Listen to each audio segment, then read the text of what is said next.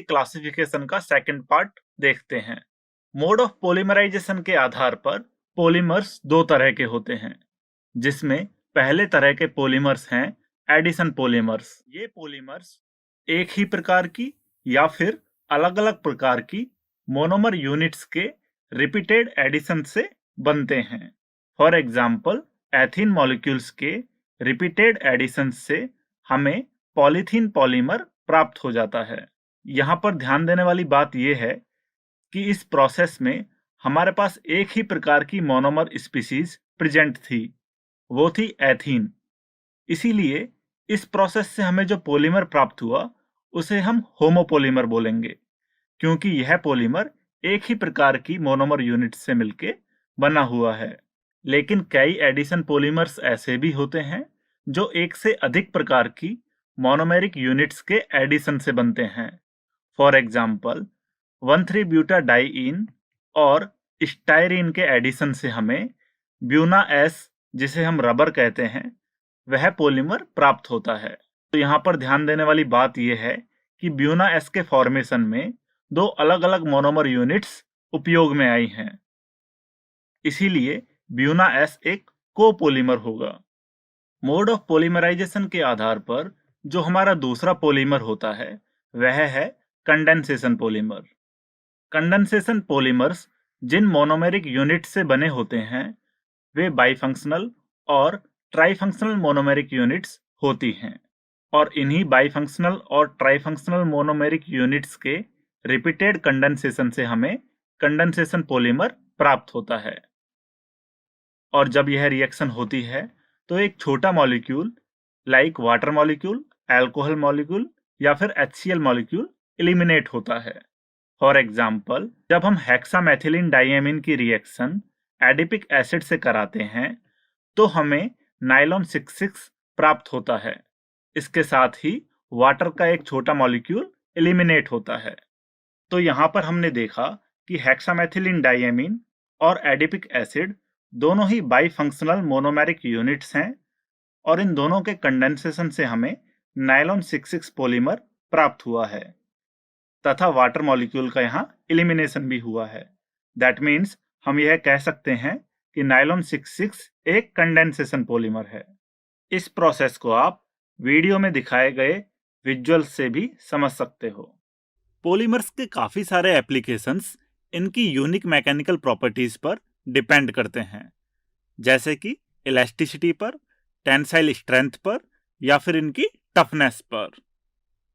और इनकी ये मैकेनिकल प्रॉपर्टीज मॉलिक्यूलर फोर्सेस पर डिपेंड करती हैं। मॉलिक्यूलर फोर्सेस कई तरह के हो सकते हैं, जैसे कि वैन डर वाल फोर्सेस या फिर हाइड्रोजन बॉन्ड। तो अब हम देखते हैं कि इन्हीं मॉलिक्यूलर फोर्सेस के बेसिस पर हमने पॉलीमर्स को कितने भागों में क्लासिफाई किया है।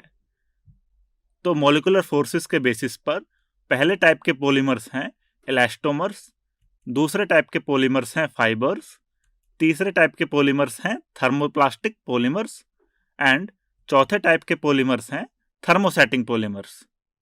तो सबसे पहले बात करते हैं इलास्टोमर्स की। इलास्टोमर रबर के जैसे सॉलिड्स होते हैं। इनकी चेन्स के बीच में बहुत ही वीक इंटरमॉलिक्यूलर फोर्सेस प्रेजेंट होते हैं, जिसकी वजह से जब हम इन सॉलिड्स पर फोर्स लगाते हैं तो ये इजीली स्ट्रेच हो जाते हैं। लेकिन इनकी चेन्स के बीच में कुछ क्रॉस लिंक्स भी प्रेजेंट होते हैं, जिसकी वजह से हम जैसे ही फोर्स इन पे से हटा लेते हैं तो ये वापस से अपनी शेप ऑब्टेन कर लेते हैं।